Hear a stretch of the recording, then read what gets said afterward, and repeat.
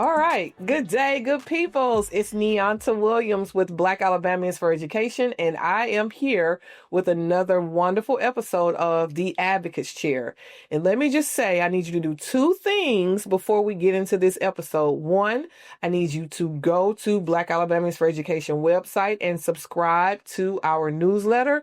And I also need you to subscribe and like this channel. Listen, this is our vehicle to be able to transfer information to you, the community, and the public about what is happening in our educational space. But more importantly, when we have phenomenal guests that come on our show to talk about what does advocacy mean, and more importantly, how have they taken advocacy in their own personal lives and moved forward in whatever profession it is that they exist in. And so, welcome to the Advocate's Chair. I am so blessed and thrilled to introduce to you the guest that we have with us today, Dr. Linda Warren. Listen, y'all, I'm just telling you, this is going to be one for the books. One that you're going to want to tap into. You want to share this. You want to make sure this is going to make you subscribe to the Advocate's Chair today. I am most certain of that. So let me turn from this camera and turn to my guest, our guest, Dr. Linda Warren. Welcome to the Advocate's Chair. Good morning, everybody. I'm so actually privileged to be here to talk about my experiences growing up as an African-American female, and just some points to help our parents and children to know that they can do whatever they desire to do or are good at. Just stick to it. And so I'm going to just talk about my life and what happened, and I have never regretted my experiences. I love it. I love it. You already getting me teased up over here about what you're getting ready to share. So Dr. Warren, tell us who you are. Tell us where are your roots? Where did you come from? I know we talked earlier. You said you were born in Nashville, Tennessee, and you lived in Nashville for 2 years, and then you moved. You came to the sweet state of Alabama. So let's talk a little bit about that. Okay. The reason I was born, actually, in Nashville, Tennessee, my dad was a former airman. He went to Ohio State, got his business administration degree, and became a hospital administrator in an all African-American hospital because in his day, and when I was born, most African Americans had a ward assigned to them in a hospital, but this happened to be an all African American hospital. He was the administrator there, where you didn't have to go to a particular ward. Whatever your problem was, that's where you were admitted and stayed until you were discharged. My mother came and worked there from California. She did get her registered nurse degree, and she was worked in the surgical unit. And to them, I was born, and that was I was their first child. And after 2 years, he got a call to come to Alabama to serve as the business manager at an all African American college. And of course, his wife, my mom, came with him. And that's how I came to Huntsville, Alabama, where the school was located. And that's where I grew up and finished college. Wow. So what school was that? Because, we have a couple HBCUs in Huntsville, Alabama. So which college was that? That was Oakwood College in Huntsville, Alabama, which at that time was called a college, but it's now Oakwood University because they do offer postgraduate degrees in several different fields and also online postgraduate degrees too. So it has grown significantly since we first came to Huntsville. Yeah. Wow. I am just thinking about, first of all, clearly you were born, I called you doctor, and it's not because you have a PhD, but because you are a gynecologist, a retired gynecologist. So I can't wait for you to get into that. But I'm just thinking about the first part of your story, sharing how your father worked in a hospital, your mother worked in a hospital, and so you were born, and I mean, it's like it was in your DNA to be I guess in a so. hospital in some capacity. What a blessing. And I love how you keep tapping into like African American. So two things for sure: being wrapped up in culture and who you are as an African American, but then also just again your parents working in a hospital. I just think that is so awesome, just because that is not something that it's commonly experienced in a lot of our communities, especially on today. Although at the same time I say that, I still think and believe that there is Black excellence everywhere. So Yes. you moved to Huntsville, 2 years old. I guess you didn't have to worry about leaving your friends, right? At 2 years old, you probably really didn't know who Right. your friends Right. were. So what do you recall about your childhood experience of growing up in Huntsville? Did you all live on the campus of Oakwood College at the time, or did you live in the city? Well, Huntsville wasn't really a big city. It was more of a town. And at Oakwood College, they had houses for the faculty. And so essentially, I grew up in the college-provided homes for their teachers and different adults that worked in the services that was necessary for African-American students that came from all over the United States and even some from overseas. And so at that time, I had built-in friends. All the friends from the teachers lived in these houses, and we would run up and down the backyards because back then we played outside. We weren't inside with computers and iPhones and iPads. You know, we were outside in the air, and when it got dark, we just came on inside, safe and sound. And so as I grew up, of course, they had an elementary school that was open to all of the teachers' children and whoever wanted to come. But my mom, when she did move to Huntsville, she decided that she was going to homeschool us. Wow. Now, we had a lot of friends, and most of them went to the elementary school, but she decided that she could give us a good starting education by teaching us herself. So she researched and found out an institute that provided a complete plan starting from kindergarten and on up to the 8th grade if you wanted to teach your child at home. So she sent off for that, and she started. Of course, at first, I was her first student. Wow. And she subsequently had 2 more children, and they were all homeschooled. So my first initial training and education was at home. And actually what I enjoyed the most was I loved to read. She taught us how to read herself by using phonetic reading. In other words, sounding words out. She said, if you can sound the word out, you can read anything. And you must be able to read in order to navigate your life and so on. You've got to read. And this is an easy way of reading.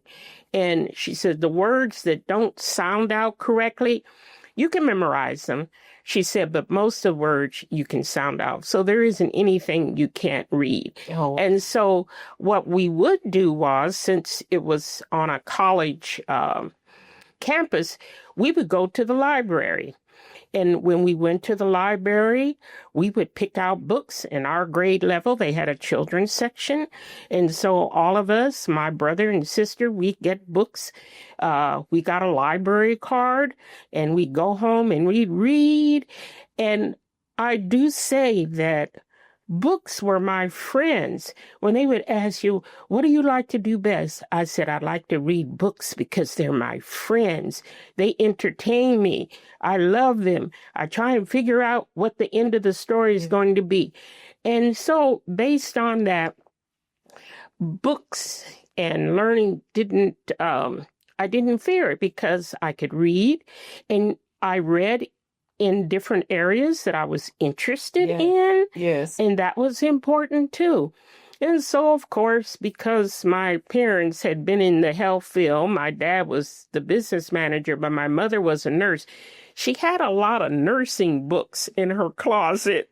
Oh, wow. So sometimes I would go and open them up and look at the pictures, and sometimes I'd get frightened at what I saw. Oh, wow, wow. But anyway, I think that might have nourished the idea in my mind that maybe I wanted to do something like what she did, but wasn't actually doing at the time because she was a stay-at-home mom. Wow. And I'm not cutting you off, but I'm just like, wow, I'm so in awe of just what you've shared thus far. Just, you have sort of the impetus for Black Alabamians for education, right? The parental engagement part, the encouragement part for parents to be involved in their child's education. So to hear how your mom homeschool you and your siblings, and then you started to explore and you started to believe, and that's the other thing about reading and dreaming. So excited. I mean, this is the first segment of this conversation. I'm so excited. And so listen, guys, we are going to take a quick break, and then we will be back to continue to talk to Dr. Linda Warren, a native of Nashville, Tennessee, but essentially born and raised in Huntsville, Alabama, on the campus of Oakwood College. You heard me, not Oakwood University, but Oakwood College. So we'll take a break. We'll be right back.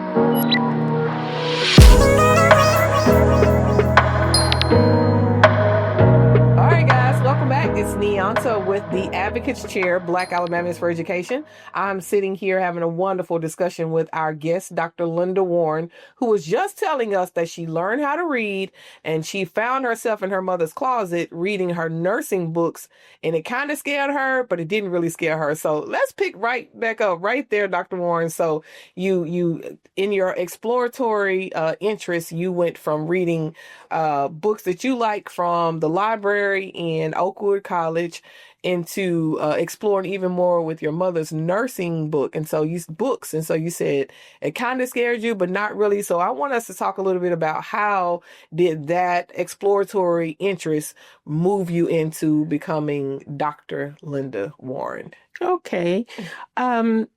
What did happen to me, I started, I guess, I don't want to use the word sneaking, but I would go and read these books, and I wondered, why did she keep them in her closet?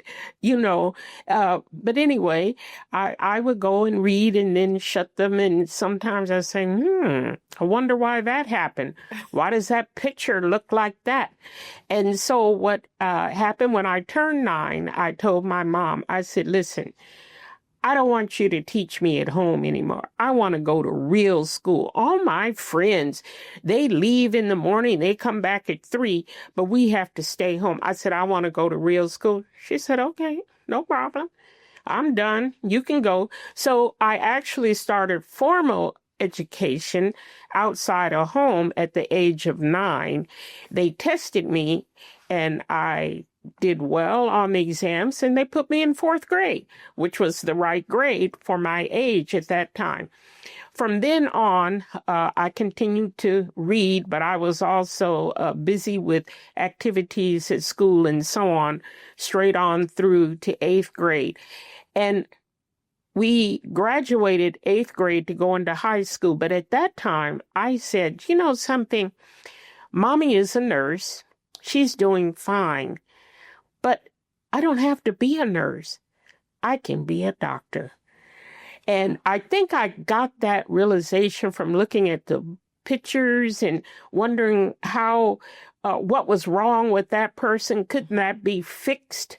Versus, oh, where did that baby come from? And just things like that. And so I decided I didn't want to Well, I didn't think my mom was not good, but I thought I can do even more. Yeah. I can become a doctor.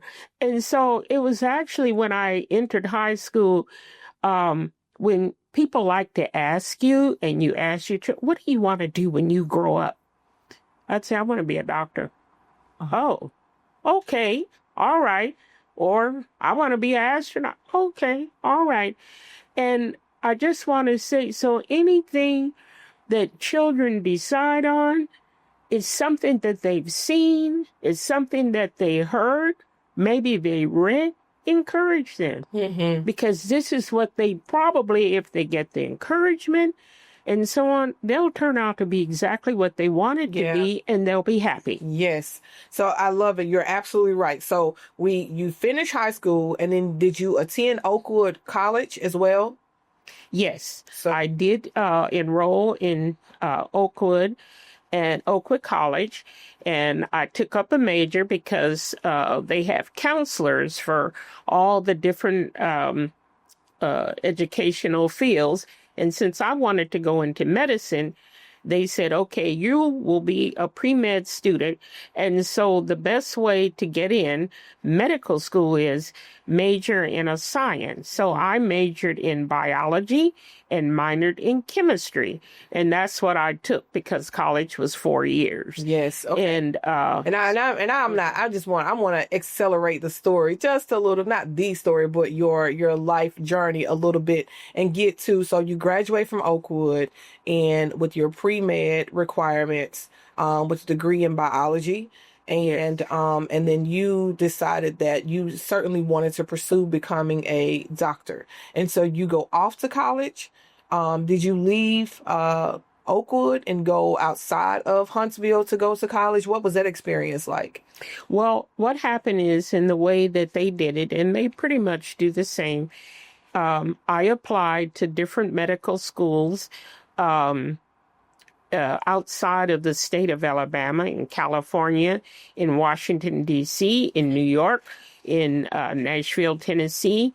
I took the prerequisite exam, which they called the MCAT. And so at that point, the school actually that I decided to go into offered at that time 2 classes. So in other words, they had a class that started right after you finish college.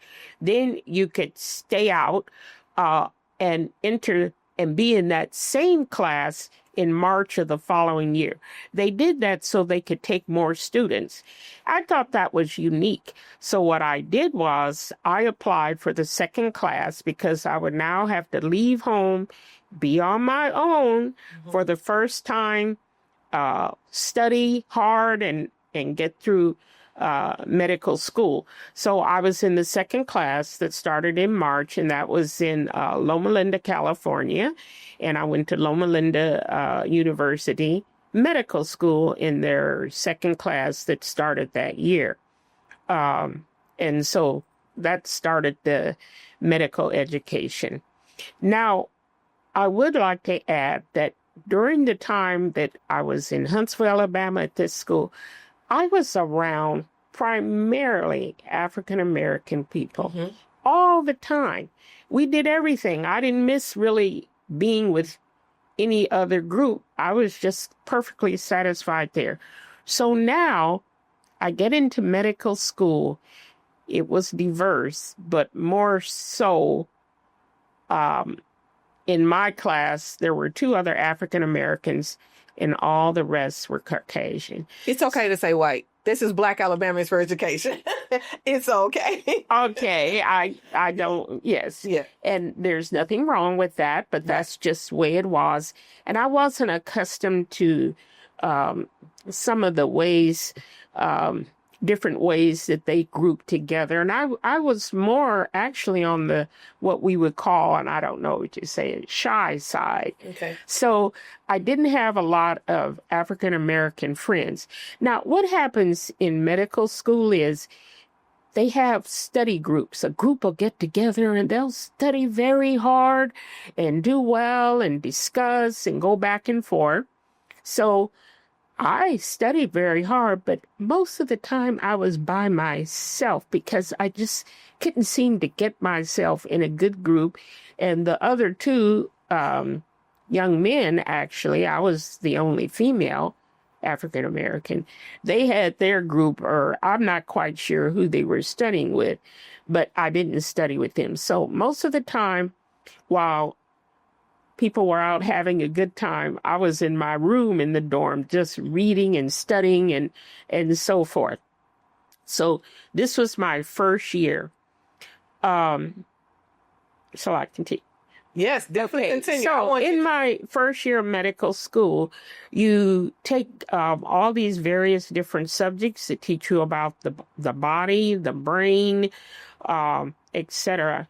And there was one class where you have to look at slides through the microscope called histology. And that I took, and I failed it. I didn't understand why, because I studied all the time, but for some reason on the exams, I didn't pass. So the dean of the school, of course, toward the end of the year, called me in his office, and I went in. He said, young lady, he said, in order for you to advance and to move on into your second year of medical school, you have to pass all your courses. And he said, you didn't pass histology.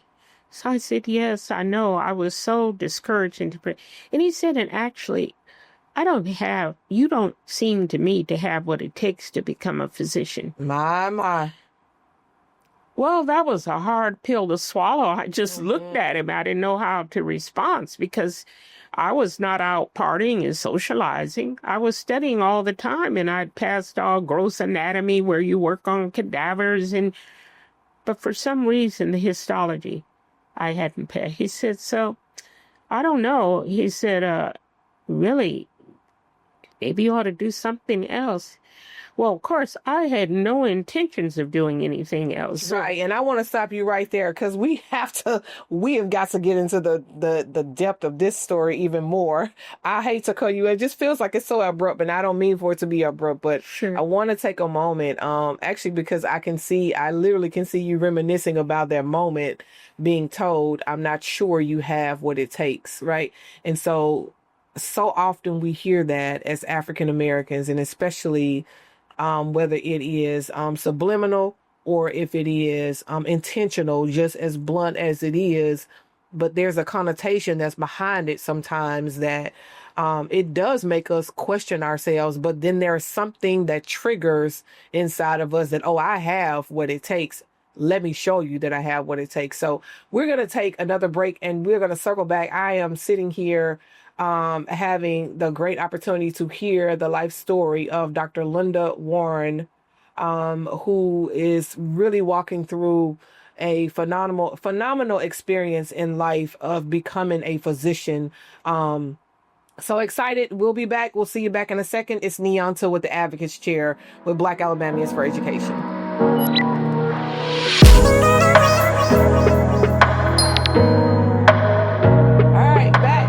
With the Advocates Chair, and I'm sitting here with Dr. Linda Warren, and you were just sharing with us how you had just received some disappointing news and it's not that you weren't aware that you had not passed that particular course, but it is how it was communicated to you. So let's pick back up. So at that point, of course, I left the dean's office and immediately called my mom. When I shared the news with her, I told her, I said, Mom, I can't come home. People are going to ask me what happened. We were all so very excited about me going to medical school. What am I going to do? She said, no problem, Linda. She says, I'm going to take care of that. You decided that you were going to be a physician. Do you still want to be? Of course. But what am I going to do? I have to leave or try and repeat. She said, no problem. She said, you come on home. I'm going to help you. And so I said, really? I went home and she began to call around different medical schools because a lot of schools had programs for students, for some reason, had to repeat their courses, and they didn't necessarily admit them as students, but they offered the very courses that were needed by all the different medical schools. If they passed them, then they could go back to the school or go someplace else. So my mom called around and she found a school in New York City called New York College of Physicians and Surgeons, an Ivy League school up there with all the various Ivy League schools. And they said, sure, she can come in. Wow. What course does she need to take? No problem. So I left Loma Linda, California and moved to New York City. Wow. With the help of my mom. And it was amazing. For some reason, there were a lot of students there, different students taking the course. I sailed through that course, passed it with flying colors.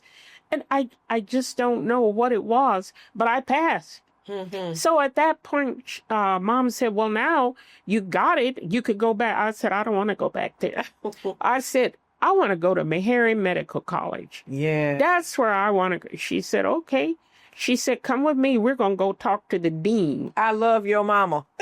I love that kind of mama. She wanted us to get the education that we needed, and she just pushed us, encouraging, you can do it. You can do it. Yeah. She wouldn't hear negativity. So we went. She talked to the dean. The dean said, sure. She passed the course. Yeah, just send us the transcript of all the other courses, and we'll put her in her second year. That was it. I graduated from Meharry Medical College, never had any problems. I enjoyed myself. I was 90 minutes from my home in Huntsville. I could go home sometime on the weekend and come right back Monday morning, all ready to go. It was just smooth sailing from that point on. No one ever breathed or looked at me like, you don't have what it takes. It was nothing but positive encouragement. Wow. And so that's what you get at an HBCU. Yeah, That's what you get at an HBCU. College Love it. was. Love it. They supported the students just like they were family. Yeah. They wanted you to make it and to do well.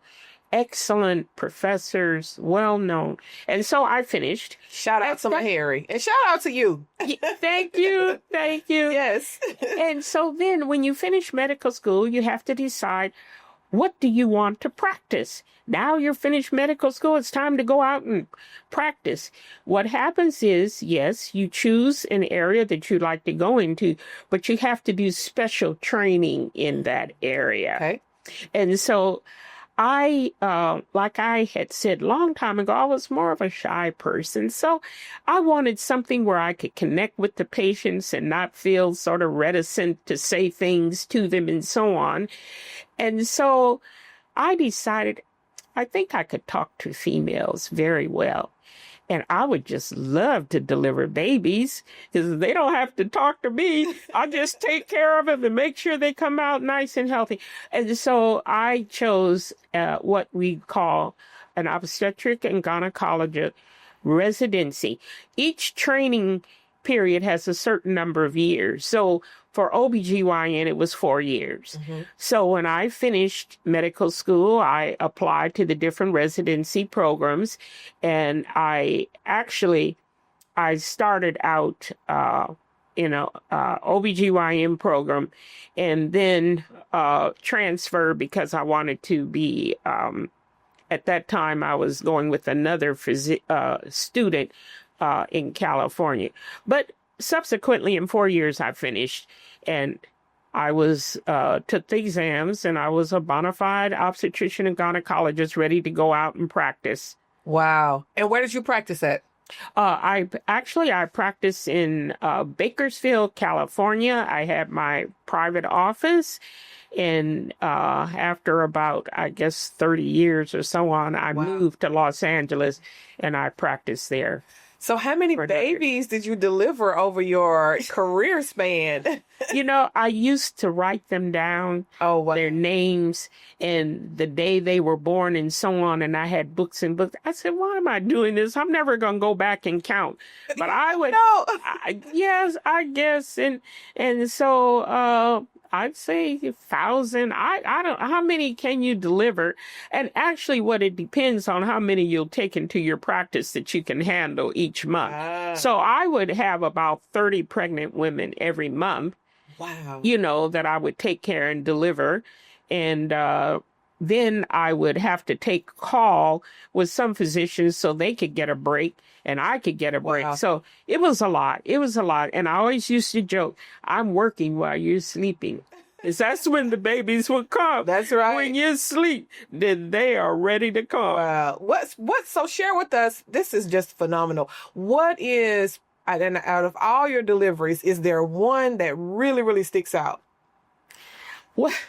there were so many. And actually, I always said I could write a book. And I think you should. on my different experiences. So I don't know if one tops the other. It can be a very happy feel the majority of the time, but it can be a very sad feel.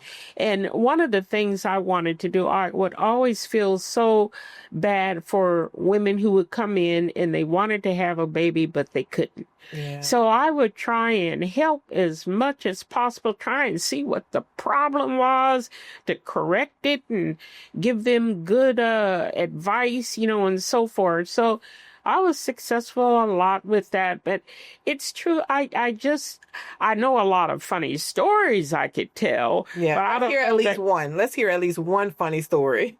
Well, I was sitting at the desk waiting for one of my patients because I always tried to deliver my own patients. And I could see watching the monitor, the lady was getting close. And when I walked in the room, the father of the baby was walking around in the room, keeping her company. She was in active labor, and he was shaking his hand and just shaking his hand. And so I wondered at that, but I didn't say anything, and of course she was in full labor and, making the sounds of someone in active labor. And when her contraction reached a pitch, she turned to him and held out her hand for him to hold her hand. And so she held on to his hand, and I guess it was so strong, he went to his knees. Oh, it was a strong grip. And then she turned to him amid all of her sounds she was making. She told him to sing. She said, sing. And he was like, well, because his hand, of course, the blood supply had been cut off. She squared his hand that hard. He began to sing, and he sang the song that a lot of us might know called Itsy Bitsy Spider Climbs Up the Wall. And that's what he began to sing. And I just couldn't keep my emotions to myself. I ran out of the room because I wanted to laugh so badly how she had him. So after the contraction was over, of course, she let go and he was able to shake his hand, I guess, and walk around because I left the room for a minute so I could laugh. So you could laugh. Oh, you're such a sweet storyteller. Yes, and then I came back in and sure enough, she had a beautiful baby and his hand was fine. Wow. That is, I bet you do have a lot of funnies. I bet you have a lot of funnies. I'm sure you do. I want to pivot a little bit and talk about advice for the next generation. You have children. Yes. You have a son and a daughter. Yes. And they are both in the profession as well, right? That is correct. They are in the medical field, but are they gynecologists or no? Well, my son is an obstetrician and gynecologist, board certified. My daughter is a pediatric nephrologist, double Big board. word, nephrologist. Oh, okay. Kidney specialists in children who have problems with their kidneys, who are diabetic and they end up having to go on dialysis as children. And that's her specialty. So she finished the general pediatrics and then she did another residency training in nephrology for children. Wow. But there's something I want to say about that. It was my purpose when I had children that they should work and they should go to school. I felt it was very important, just as my mother felt it was very important to start me off the basics at home. My children, I also felt the same way. No, I didn't teach them at home because I was busy working. But what I told them is, your job, everybody has a job to do. And as you're growing up, your job is to go to school. I'll provide your food. I'll provide a roof over your head. You never have to worry about that. And so the work that you do is to go to school. And that's what I say to every young African American child or any child, Wow. you've got to go to school. You have to learn. You have to know how to read. You need to know how to add and subtract and and you can do it too. Yeah, that's right. You can do it. Yeah. It can be done. Yeah. And so they took that advice. They went to school. Mm-hmm. I didn't tell them what to choose to do when they finished high school. I said, you can choose yourself. Yeah. What do you want to do? Since that's something you'll be working in, you want to be happy. And voila, they both chose medicine. Wow. And finished. And I see the light on your face. I want to ask you one closing question. How do you hope your story inspires those who listen? Well, I hope that my story lets the parent and the child know that once you decide to do something, you're alive and well. Mm-hmm. You know how to eat and drink and go out and play. Whatever that you do, make sure you have a purpose in life to be successful and responsible in your life. And you have your parents to support you or your surrogate parents to support you. You can do it. Mm-hmm. You can do it. You just have to make the decision. Yeah. No matter what. And that's what I would like to advise young people. Whatever you decide to do in life, make sure you do it. Don't give up. Don't be discouraged. Yeah. It can be done. Yeah. I did. You can do it too. Yeah. Wow. Listen, I am so incredibly grateful for your presence with us on today. You have inspired me, not just, I'm always looking for, as a founder of this organization, I'm always looking for ways to be inspired. And sometimes it's just listening to and hearing people share their stories, because there are moments when you question, am I doing the right thing, or who am I helping? And so your story is living proof that an engaged parent, an involved parent, an encouraging parent, Yes, it is so important, and it's the end all be all to That's the right. success of children. And so I'm grateful for you being here with us today. You're so welcome. Thank you. So guys, listen, what an incredible story. I feel like there has to be a part 2, because there is so much more to Dr. Warren's story that I know that the listening audience would love to hear. And I certainly want to hear more about it and be encouraged by it. But you guys have been listening to The Advocates Chair with Dr. Linda Warren, a native of Nashville, moved to Sweet, Alabama, and practiced OBGYN in California for 30 plus years. And she says she delivered over 1,000 babies. So probably a few thousand. I don't know how many hands, but you can hear her heart. You can hear just the purpose and passion in the life that God has allowed her to live. So you've been listening to the Advocates Chair, Black Alabamians for Education. We want you to subscribe to our podcast, and also share with others. So I'm Neonta signing out. Cheers to the chair, and thank you for listening in.